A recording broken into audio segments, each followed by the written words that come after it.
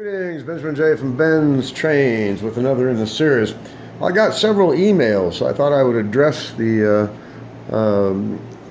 eBay bargains that I find. Anyway, this week I have gotten this Marx 490 set for $3. Let's see, the 1655 for $15.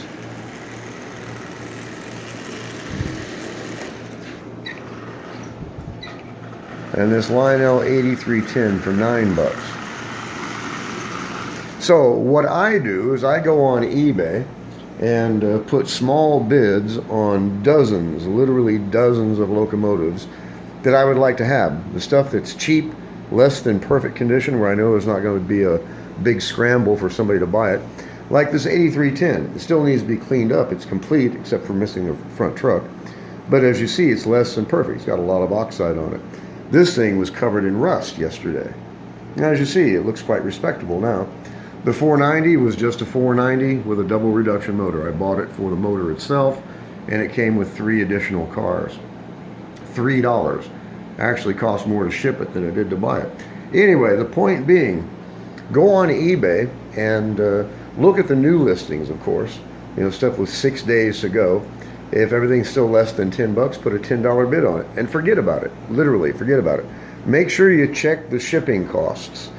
Now, one thing that I avoid is you'll find a Marx 490, for example. Buy it now $20, and you look at the shipping cost, and he wants $25 to ship it. Well, that's now a $45 locomotive.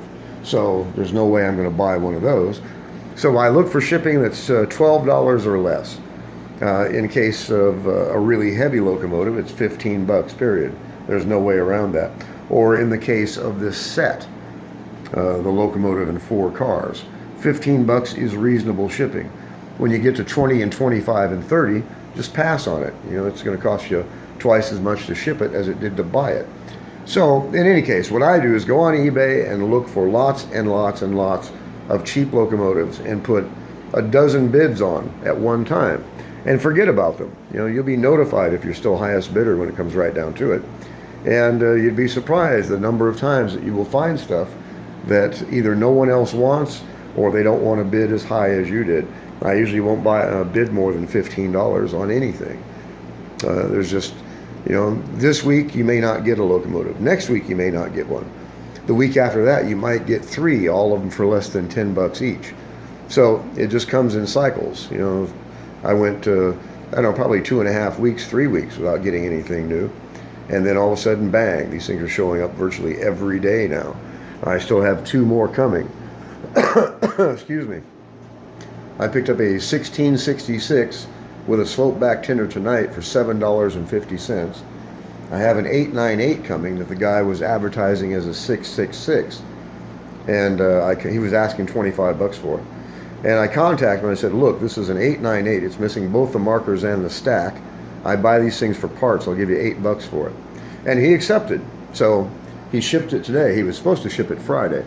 Anyway, he shipped that today. So an 898 coming, and I bought it just to get the motor out of it. The shell itself is far from perfect. Motor looked to be decent. And I'm sure it will run.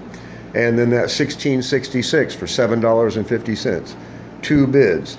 You know, I have no idea why no one bid on it, but it's complete. It's missing the rear truck, but it's in really decent shape. And that was shipped today, so that will be here Wednesday, very likely.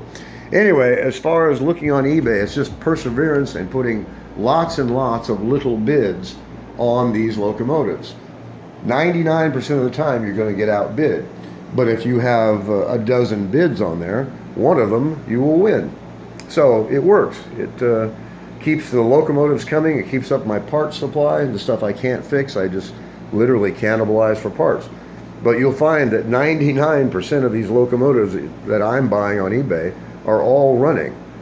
And now both of these were dead as hammers yesterday, and they're running absolutely perfectly. That 490 sputtered around the track. It's now up and running absolutely perfectly. As you see, forward and reverse.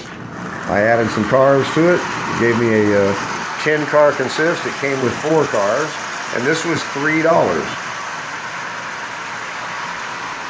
You know, it's running perfectly. It just had sat for years and years and years, and it didn't look nice.